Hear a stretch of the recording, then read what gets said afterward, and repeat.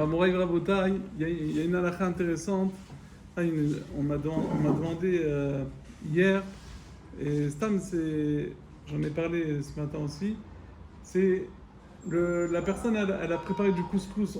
On sait que depuis Rosh Chodesh, est-ce que compris ou pas compris, c'est entre les Marocains, les Sfaradim et les Ashkenazim, mais on n'a pas le droit de manger de la viande depuis Rosh Chodesh, ouais, et la viande et du vin jusqu'à Tisha B'Av, à part Shabbat et à part Rosh Chodesh, d'après les Sfaradim. Maintenant, la femme, elle a fait beaucoup de couscous. Il reste du couscous. Alors tout le monde, qu'est-ce qu'on fait? Est-ce qu'on a le droit de le manger ou pas? Moi, j'ai plein de couscous dans le frigidaire. Ouais, il y a de la viande et tout. Alors les massés, on sait que non, on n'a pas le droit de manger de viande. On ne mange pas de viande. Et le Kaf HaChaim Bémet, il dit qu'on n'a pas le droit. Mais Rav Ovadia Yosef, il amène une svara intéressante. Il dit il y a une notion qui s'appelle Kivan de Ishtare. Puisque le couscous, il était permis, ce couscous a été permis de manger parce que c'était Shabbat, et je pouvais le manger pendant Shabbat, et donc ce couscous-là, je peux continuer à le manger même après Shabbat. C'est un chidouche. Et cette notion-là, on la voit par exemple. Voilà, Ishtare. C'est-à-dire que cette notion-là, on le voit par exemple, il y a une halakha dans le Shulchan Aruch. Il y a une halakha qui dit que si par exemple il y a quelqu'un qui est venu, tu as invité une personne et il t'a amené un bon pain zatar comme ça, des Arabes, un pain de patakoum. Et tu sais pas quoi dire, qu'est-ce que tu vas lui dire maintenant? Je mange pas, c'est la chouma, et le type il sait même pas que c'est assourd de manger. Comment on réagit? Alors je il dit, tu as le droit d'être botsé, de faire motzi sur le pain du patakoum pour pas le vexer. Et il dit, et puisque tu as commencé à être botséa, qui va de jeter. Puisque tu as commencé, tu peux continuer. Comme ça, il dit Shulchan Aruch. Donc je vois que les Chawra, cette svara, elle tient quoi. Une autre fois qu'on voit cette svara-là dans la viande qui était permise, avant de rentrer en Israël, ils avaient le droit de manger la viande de Nechira, de la viande qui n'était pas shruta. Et si cette viande reste, est-ce qu'on a le droit de continuer à le manger? Alors, il y a écrit qu'on a le droit de le manger. Qui vient de jeter. Mais d'un autre côté, on voit, cette zvara-là, elle n'est pas toujours, elle marche. Par exemple, un malade pendant Shabbat, un cholé chez Enbo Sakana, il y a écrit qu'on a le droit de lui faire cuire à travers un goy. Mais si le goy te fait cuire, c'est bijou goy. Alors le cholé, comme il est en danger, tu as le droit de le faire cuire. Maintenant, toi, tu n'as pas le droit de manger. Mais est-ce que Motzei Shabbat, ouais, Motzei Shabbat, c'est plus Shabbat maintenant. Est-ce que les restes de ce qu'il a fait, est-ce que le cholé, il a le droit de manger? Il dit, mais Shavura, non. Ah, mais c'est Ishtéré. Je vois que non. Alors, tu peux différencier. Peut-être que là, c'est pas Ishtéré. C'est l'Onikra Ishtéré. C'est Nikra Daroui, Kazé. Bon, tu vois que c'est pas si pas chaud que ça. Bon, alors, Bémet, le Rav Yosef, il a permis parce que c'est un minag. J'imagine que c'était une halakha vraiment. C'est pas un minag, c'est un din. Alors, c'est pas si facile de permettre ce inyan-là. Parce que le Kaf HaChaim, il dit, même si on accepte la notion de Ishtéré, Maïma Velout. La viande, c'est Mesameach, et c'est Mesameach et Lev Adam, et le Yaïn aussi. Donc c'est pas... Nous, on n'a pas l'habitude, les Marocains, c'est sûr que... On est comme le Rama, on est comme les Ashkenazim, donc c'est sûr qu'on ne mange pas de viande, et les restes, même on ne mange pas ça. Et le Kaf HaChaim aussi, il n'est pas d'accord. Mais Rav Yosef, lui, il permet, il faut savoir, donc, maximum donner aux enfants, il y a peut-être qu'on peut faire une chara comme ça. La Gemara, c'est que... Chara Shechago, ouais. Non, ouais. Souda Mafseket, c'est vrai. C'est pour ça que je dis que c'est un minag. C'est minag. Alors voilà, ça c'est. Et Bémet, ce qui est intéressant, c'est dans Zimoun, Echot Zimoun, il y a écrit comme ça, il y a une halakha comme ça, et c'est malin que ceux qui apprennent la halakha de Zimoun, dans le Mishabura, on ramène les Tisha B'Av. Il y a écrit dans le Zimoun que pour être mistaref, pour s'associer avec deux personnes, avec trois personnes pour faire Zimoun, il faut que les deux, par exemple, imagine que. Il ramène le Shavura, il dit que si dans les 9 jours il y a Soudat Mitzvah, alors j'ai le droit, il y en a, on peut manger la viande s'il y a une Soudat Mitzvah, mais il y en a certains que même Soudat Mitzvah, ils ne vont pas manger de viande, ils mangent du lait. Alors imagine, il dit, le Shavura il dit donc moi, je mange Soudat Mitzvah la viande, avec du pain, un sandwich avec du pain, et toi tu manges du poisson, du fromage, on va dire du fromage, avec un sandwich. Ouais, il dit le Shavura dans ce cas-là, on ne peut pas être mistaref dans le Zimoun. Pourquoi? Parce qu'il faut. Moi, je peux pas manger la viande parce que je mange pas. Et toi, tu peux pas manger le lait parce que tu as mangé la viande. Donc dans ce cas-là, on peut pas nistarev au zimoun. Comme ça, le Mishawra il dit. Il faut que un des deux. Il faut un des deux que ça marche. Mais sinon, ça peut pas, on peut pas s'associer dans le zimoun. Il faut savoir que l'islam, il y a un mina comme ça dans les Chod Zimoun, il ramène le Mishawra que si Bémet, toi tu es makpid à Souda de Mitzvah de ne pas manger la viande, et lui, il n'est pas makpid, il mange la viande, il y aura un problème de Nistar Bezimoun, à moins qu'on a mangé, avant de manger le sandwich de viande et de lait, on a mangé du pain ensemble, avec des salades, sans toucher ni le lait ni la viande. Alors là, on pourrait s'associer parce qu'il y a eu un champ de. Il y a eu une connexion. Le zimoun, c'est une connexion. On ne peut pas se connecter si par exemple, moi je mange que badatz et toi tu manges que marpoud et chacun de nous on peut pas manger de l'autre. Alors c'est un problème d'être mystérieux dans le zimoun. C'est autour du pain aussi. Hein? C'est autour du pain aussi. Oui, oui, mais j'ai parlé dans le cas où le pain. Mais c'est le pain qui est l'élément commun.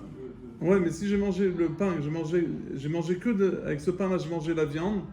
J'ai pas mangé autre chose que la viande. Et toi, tu n'as pas mangé autre chose que le lait avec ce pain-là. Donc ça fait qu'on peut pas nistarer pour le zimoun. On est deux. Imagine, on est dans un. Comme ça, il ramène le Mishawra dans les Chod Zimoun. Alors juste pour rappeler que on se trouve le 9 Av et donc on se trouve le Chodesh Av et cette Gemara là, elle est toujours, je la ramène, cette Gemara là, il y a écrit comme ça. וכבר היה רבן גמליאל ורבי אלעזר בן עזריה ורבי יהושע ורבי עקיבא מהלכים בדרך ושמעו כל המונה של רומי מפלטה 120 מיל והתחילו בוכים ורבי עקיבא משחק אמרו לו מפני מה אתה משחק? אמר להם ואתם מפני מה אתם בוכים? Donc il marchait, il y avait plein de Tanaïm comme ça qui marchaient, Rabbi Gamiel, Rabbi Elazar ben Azariah, Rabbi Yeshua, Rabbi Akiva, ils marchaient dans le chemin, ils ont entendu, il y avait une grosse boum des Romains, et ils ont commencé à pleurer. Et lui, il rigolait. Toujours Rabbi Akiva, il rigole. Ouais. Après, ils ont demandé à Rabbi Akiva, comment c'est possible que tu rigoles? Rabbi Akiva, il dit, pourquoi vous pleurez? Alors il dit, pourquoi nous on pleure? Parce que eux, ils nous ont détruit le Beth Amikdash, et ils font la boum, ils s'éclatent. Non seulement ils ont fait de la vérote, ils s'éclatent, et nous on est tristes. Il a dit, moi c'est pour ça que je rigole. Parce que si déjà, Akshborou, pour ceux qui transgressent au vrai, ils transgressent, ils font de la vérote, Hachem il les récompense. Ceux qui font des mitzvot, à la chad kama vekama. Après, dans la suite, ils continuent à marcher. Ils arrivent dans le Kodesh HaKodashim, dans le Beth Amikdash, et ils voient un choual, un loup comme ça, un renard, qui va dans le Kodesh HaKodashim. Ils ont commencé à pleurer, et lui il rigole. Et on dit, pourquoi tu pleures? Pourquoi tu rigoles? Alors Akiva il dit, d'abord dis-moi pourquoi vous pleurez, après moi je vous dirai pourquoi je rigole. Il a dit, attends, on voit l'endroit où il y avait un juif, qui n'est pas Cohen, il n'a pas le droit de rentrer. Maintenant, un renard, il passe, on va pas pleurer. Il a dit, moi, Rabbi Akiva, c'est pour ça que je rigole. Pourquoi? Parce qu'il y a écrit deux prophéties. Il y a la prophétie de Uriah et la prophétie de Zecharia. Et ces deux prophéties qui sont dans deux temps différents. Uriah, il dit, Sion, il dit comme ça. Il dit Tzion Tzadeh Techerash. C'est-à-dire que non seulement le Beth Amikdash va être détruit, mais il va y avoir un tracteur qui va labourer dans l'endroit du Beth HaKodashim. Il y a une deuxième prophétie, Od Yeshvu Zekenim Beskenot. Rabbi Akiva, il a dit, tant que je n'ai pas vu Tzion Tzadeh Techerash, tant que je n'ai pas vu la prophétie d'Uriah se prophétiser, donc je ne pouvais pas croire à la deuxième. Mais maintenant que j'ai vu que je vois qu'un renard il passe, donc c'est sûr que la deuxième va se réaliser. Alors ils ont dit Akiva Nichamtanu, Akiva Nichamtanu. Il y a plusieurs questions dans cette Gemara. D'abord, pourquoi Rabbi Akiva toujours il attend de voir pourquoi il pleure pour pouvoir dire pourquoi il rigole. Deuxième question, pourquoi il dit deux fois Akiva Nichamtanu, Akiva Nichamtanu. Troisième question, on demande que Rabbi Akiva, comment c'est possible? Il y a écrit que c'est interdit de douter sur une prophétie. Comment c'est possible que Rabbi Akiva il n'était pas sûr? Tant qu'il n'a pas vu ça, donc il n'était pas sûr que la prophétie a été vraie. Mais on n'a pas le droit de douter sur une prophétie. Et c'est quoi tout ce ignan du Beth Amikdash? Alors Bémet, j'avais entendu que Moshe Shapira il disait, et Bémet on dit qu'il ramenait un gaon de Vina, que le Gaon de Vina, il dit que on voit que beaucoup dans Yirmiyahu et on compare et dans Echa aussi, on compare la destruction du temple à aussi. Ah ouais, et comment c'est possible que aussi à Mincha de Tisha B'Av, c'était le moment le plus, ça commence à brûler vraiment bien. C'est là tout le monde, au lieu de rester assis, c'est la gacha qu'on a le jour de Tisha B'Av. On a envie de rester, si déjà on a l'Arsam, toute la journée rester allongé. Et là, putain, après Khatsot, c'est le moment où ça brûle le plus, c'est là qu'on se lève. Et on met les tefilines. Ma pchal baiser. Le Gaon de Vina, il dit, on voit que Bémet, on compare la destruction à la. Je me dis quand j'arrête. On compare la destruction comment ça s'appelle, aux contractions de la femme. C'est-à-dire que le Gaon de Vina, il dit que on sait que tant qu'il y a une autre diuta, c'est-à-dire tant qu'on peut arriver, on peut descendre plus bas que bas, alors il y a toujours une possibilité de descendre. Mais dès qu'on arrive au summum de la bassesse, on ne peut plus descendre. Alors on peut que monter. On sait que le peuple juif du Maharal, il dit que le peuple juif, il ressemble à une tsura. Il y a pas, c'est où il est en bas, ou il est en haut. Il n'y a pas de emsa chez le peuple juif. Parce que dans une forme, dès qu'il manque par exemple, tu prends un cercle. Si le cercle, il est pas comme il faut, alors c'est plus un cercle. Le peuple juif, c'est où il est au top, où il est rien. Mais il n'y a pas au milieu, il n'y a pas un Benoni chez le juif. Donc il dit le Gaon de Vina, il dit comme ça, que Béhémet, le peuple juif, il a écrit qu'il est obligé de passer par le Chocher, mais Chashuchal et Noura. Il a besoin de passer toujours. Il a créé l'obscurité après la lumière. C'est-à-dire que toujours on a besoin de passer par l'obscurité pour arriver à la lumière. Et donc Rabbi Akiva, lui, toujours il dit, je veux vous expliquer pourquoi je rigole, mais d'abord je dois comprendre pourquoi vous pleurez.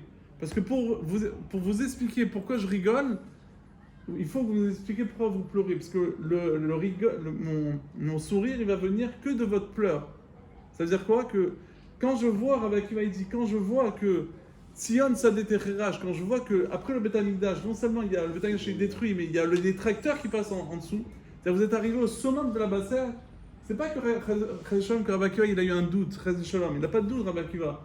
Mais tant qu'il n'y a pas on n'est pas arrivé à la bassesse la plus totale, on peut toujours espérer que peut-être on va descendre. Mais à partir du moment où on est arrivé au plus bas que bas, là on peut espérer de monter. Et ça qui dit Rabbi Akiva Nichamtanu. Dans la Nechama, dans la notion de Nechama, elle a deux explications. Ou bien Nechama, ça veut dire je veux tout effacer, comme écrit dans Bereshit. Nechama, c'est-à-dire j'en ai marre. Ou bien Nechama, c'est-à-dire c'est un hidout, on espère quoi, on espère. Donc, au début, Akiva Nichamtanu, c'est-à-dire au début on est Minachon, je vais effacer, j'ai envie de tourner la page. Et le deuxième Nechama, après qu'on arrivé à la bassesse, Akiva Nichamtanu. Après qu'on est arrivé, on a vu le côté négatif, là on peut espérer au côté positif. Et vous savez qu'on espère que le Mashiach va venir. Et c'est pour ça que le moment d'Amincha, où ça brûle, c'est là qu'on est arrivé à la bassesse la plus totale, c'est là que le Mashiach, où Yachol Litzmoach, Amen.